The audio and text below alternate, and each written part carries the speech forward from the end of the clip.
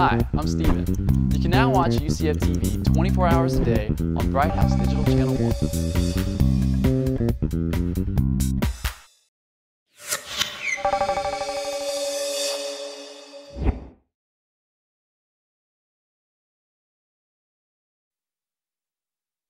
This program has been made possible by a grant from the UCF Office of Research and Commercialization. The UCF Office of Research and Commercialization is committed to moving the discoveries of our faculty and students from ideas to innovation to realization.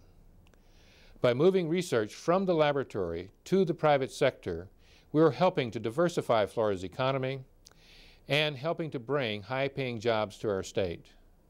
This program presents some examples of our research and our efforts to transition this research to the private sector.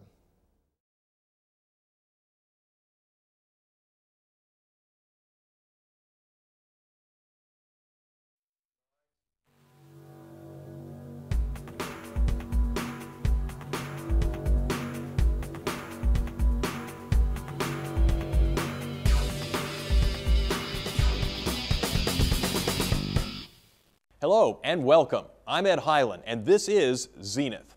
Our program devoted to research is taking aim at technology, new tech, old tech, and how it is being applied or transferred. We'll talk to an expert later in the program about how today's creations are becoming tomorrow's home and business products. But first, we are going to get down and dirty, as in pollution and how to clean it up. A unique process is allowing a University of Central Florida research team to literally pull pollution out of the ground. And it was NASA that helped launch this environmentally friendly solution. That's emulsified zerovalent iron, and where that comes from is that we've actually had a great working relationship with NASA, Kennedy Space Center, for a long time. And back in 1995 we started working with a contaminated site they have out there with contaminated groundwater. And we found that you can use iron, small iron particles, and just dig a trench and put it down in the ground, and water will flow past it and it'll clean up the chlorinated organics in the groundwater. But we wanted to treat the most highly concentrated areas where those chlorinated organics are, and the bare iron won't do it. So we had to find a way to make iron, small iron particles, like an organic or oily type substance. So that's when we got into liquid membranes, and we developed a liquid membrane technology that incorporates the iron into it. So it has oil, actually vegetable oil, on the outside of it, which draws in that chlorinated contaminant, and the contaminant keeps going through into the interior of these droplets, this liquid membrane system, and it reacts with the iron on the interior and makes something that's not harmful to the environment. So nobody else had done anything like this, and it's not just iron that's encased in an oil membrane. There's water in there with the iron, and it almost has the look of a cell when you look at a droplet under the microscope. And it even has passages through the oil membrane, similar to the way a cell has passages through the lipid membrane. So it was very unique. And it started actually a new area of research for a lot of people in this groundwater work, into looking at emulsions and liquid membranes and incorporating those in with active agents like the nanoparticles. We use nanoscale iron in our emulsion, nanoscale and microscale iron in these emulsions. This technology was actually tested 3 years after we came up with the concept. We worked on it, optimized it in the lab, and then scaled up in the lab into a larger container to see if we could pump it down into the soil. And then EPA funded a site out at Cape Canaveral Air Force Station at Launch Complex 34, where there is a high concentration, lots of trichloroethylene on ground there. And we made about 700 gallons of this material for them to inject into the subsurface out there, and it had really miraculous results on it. It quickly, within a month, got rid of about 80% of the contamination that was in the site where we tested it. So since then, it's been optimized some more, and it's been used now, I think, at about 15 sites across the United States by, I believe, 5 different engineering firms. We've had really good fortune with partnering with great scientists and engineers, and some of the engineers we partnered with were at NASA. So we patented this with NASA, and NASA actually went through a great deal of effort in marketing it, and went to some conferences with it and had their little booth set up and everything and showed people what it was about. And of course, we've been to many conferences by that point telling people about our results and how it worked. So the word got out that way. And so engineering firms found out about it and looked at the results. The work that we did out at LC34 was under the Superfund EPA site program. So EPA itself put a lot of publicity into it because they put a lot of money into monitoring it, and then whether it was successful or not, we were going to get a lot of publicity on it. Unfortunately, it was very successful. Geiger and her co-researcher, Professor Chris Clausen, have expanded their work with emulsified zerovalent iron. 2 companies, Weston Solutions and Toxicological and Environmental Associates, have been given licenses to use the technique. Each has already cleaned up at least 1 site, and other sites in Arkansas, California, Florida, and Texas are scheduled for cleanup as well. When we continue, the big picture of technology transfer, how nothing goes to waste in the world of invention. The mission of the Office of Technology Transfer at the University of Central Florida is to proactively facilitate the transfer of technology from the university to the commercial sector through enlightened technology transfer policies, processes that efficiently and effectively reduce off-the-shelf technology inventory, and dedication to customers and being easy to do business with. Our guiding principles are development of intellectual property assets, licensing them into the commercial sector, which leads to a return on investment for the university. We envision an eventual contribution to the economic development within the Central Florida region, the state, and the nation. UCF will be recognized as a contributor and leader in the future economic performance of the Central Florida region.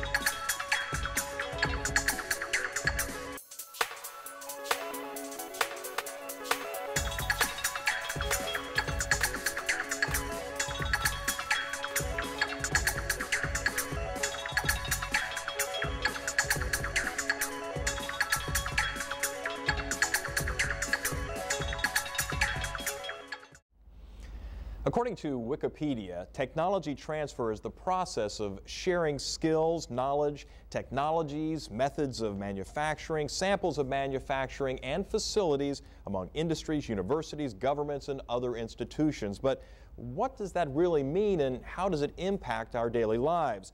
Joining me today is Joe Giampapa, the Program Director for the Technology Transfer Program at the University of Central Florida. Joe, thanks so much for coming by and joining us today. Thank you, Ed, for having me. Now, it seems like this is such a simple idea, technology transfer, but really it's kind of a new phenomenon, isn't it?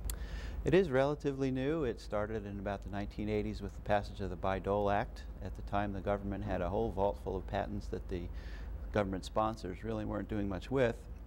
And Senators Bayh and Dole thought there was a better way to get that technology out there. So they said, rather than the government holding title to the inventions that come out, why don't we let the universities hold the title, and we'll take a royalty-free right to use for the government's purposes, and then let the universities try to commercialize the technology. And that exploded into what we know today as tech transfer. So it's just been a domino effect, basically. And once it started rolling, it's really started to grow quite a bit. It has, and if you look at the AUTM statistics, the AUTM stands for the Association of University Technology Managers. That's our professional association. But if you look at their annual surveys, you'll just see kind of a terrific graph that shows the increase in both patenting activity and licensing activity.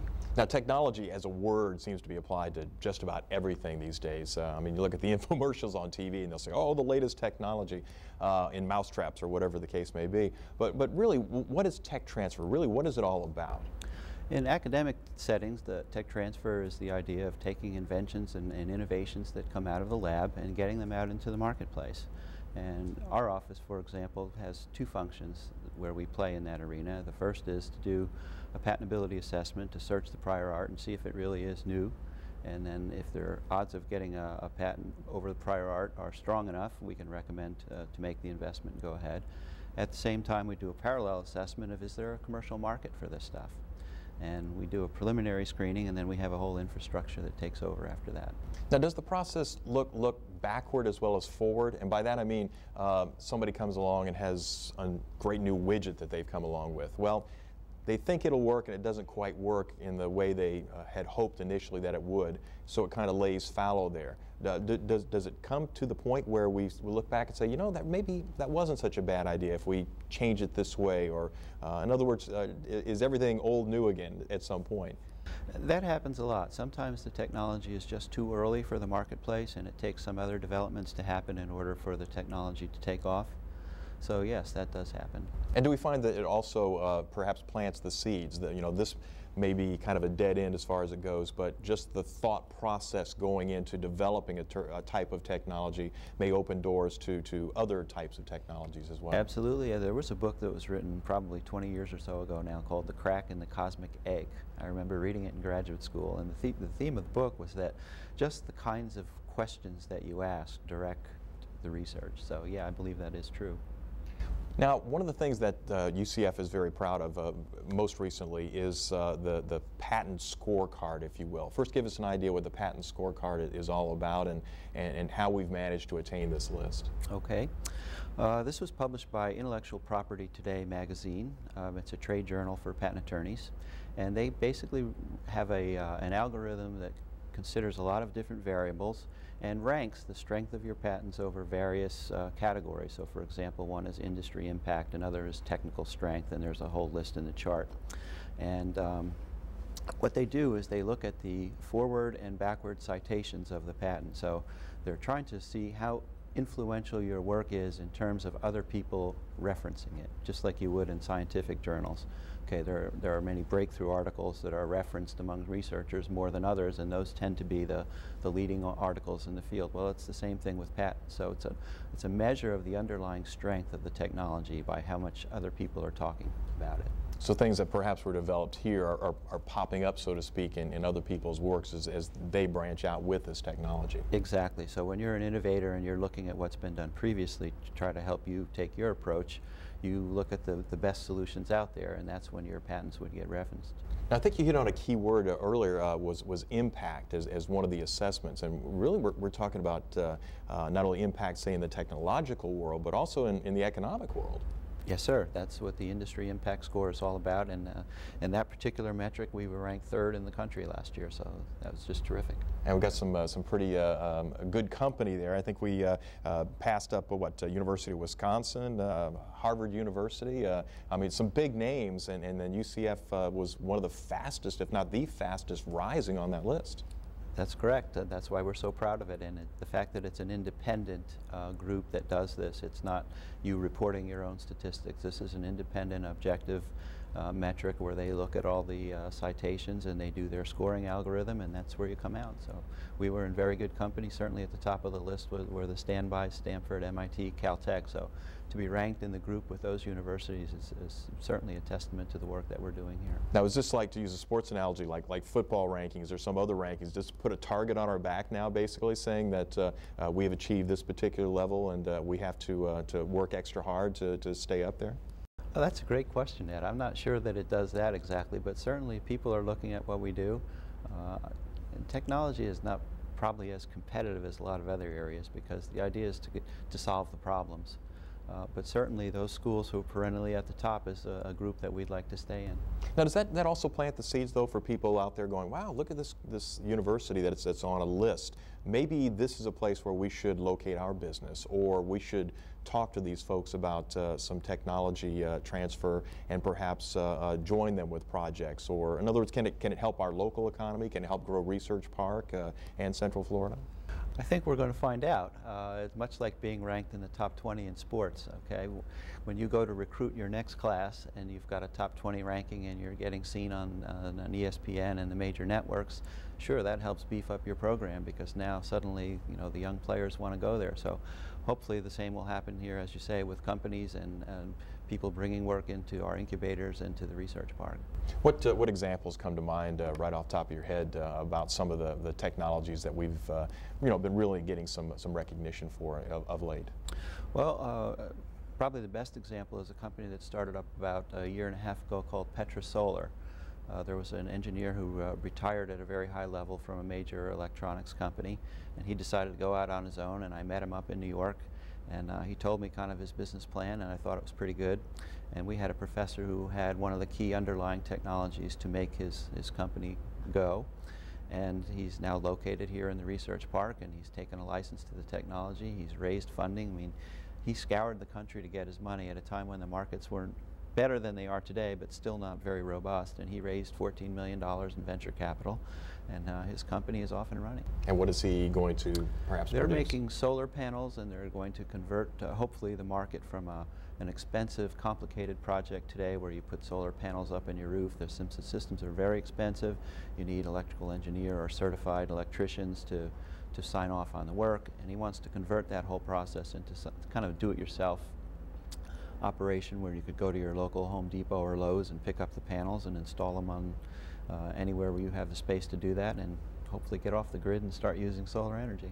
If there was one consensus during the presidential campaign, it seemed that both parties are in agreement that green is going to be one of the next areas of technological revolution. So it seems like it would fit in very nicely with that. I agree, and there's certainly, I think, a lot of money that's going to be going into energy research.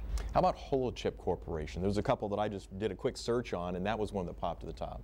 Yes, Holochip is a company that's trying to commercialize some screens or LCDs that Dr. S.T. Wu developed, and they're working in the field of obviously images, but cell phones in particular. Now, images, that brings to mind a question I wanted to ask about an earlier conversation we had about things that are currently in use that people may not realize there's a connection to Central Florida. And do I recall that television sets, LCDs, or was it plasma sets, have a technology link? It may be a little stretched out a bit, but to a patent project here at UCF? Well, S.T. Wu has been working in that field, and his lab probably has 20 or 30 issued patents and about that same number already pending. So we filed on his new work. So you would probably see some of his technology incorporated into products, and you'd never know that it came from UCF. So that's Holochip also. How about Radiance, Peter Delfiette's group? Well, Radiance is an interesting story as well.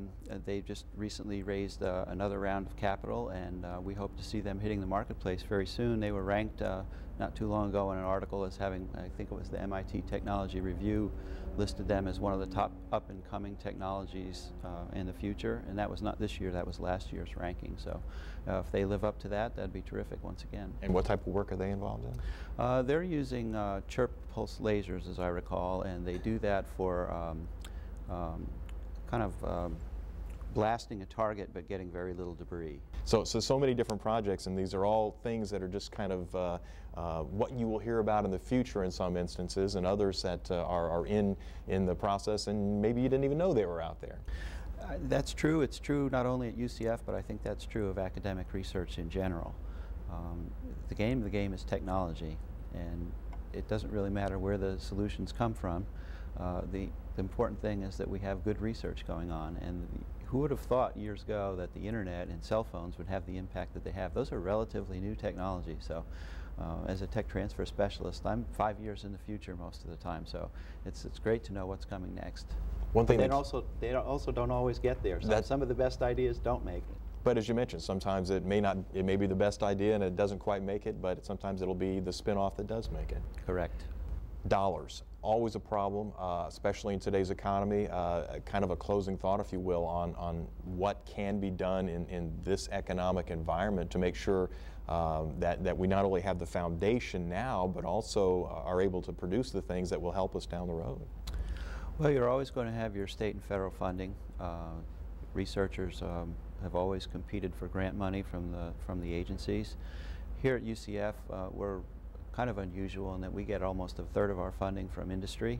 Normally it's about 7 to 10% at most public research universities, so we're very actively engaged with industry in our local area here in Central Florida. Certainly the high-tech corridor I think is developing and will continue to develop. I think that's a much more stable funding stream than just relying on the federal and state governments.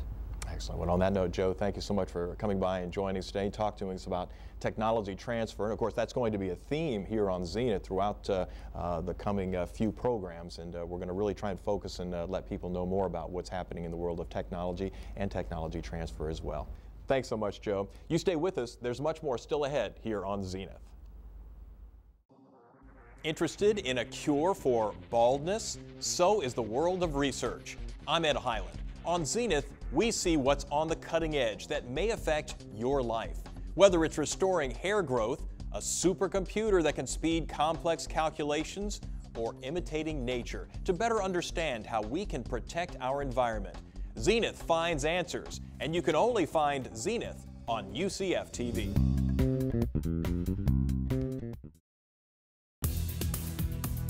One of the reasons why having my own cluster has been so beneficial to myself and my graduate students is because it's ours. It's something that we have put together with the resources at our disposal, and so when my graduate students want to do a simulation, they don't have to sit and wait in line for someone else to finish theirs. And the same can be true that there are multiple larger scale clusters that are available nationally and even internationally that we may be able to get time on, and they may be able to make the calculations extremely quick. However, you may wait a week before your calculations are done.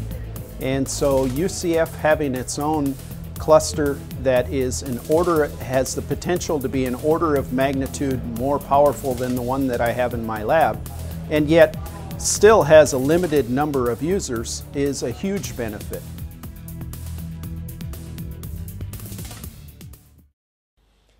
And we have run out of time, but not stories. Be sure to check out previous Zenith programs and other UCF shows at www.ucf.tv.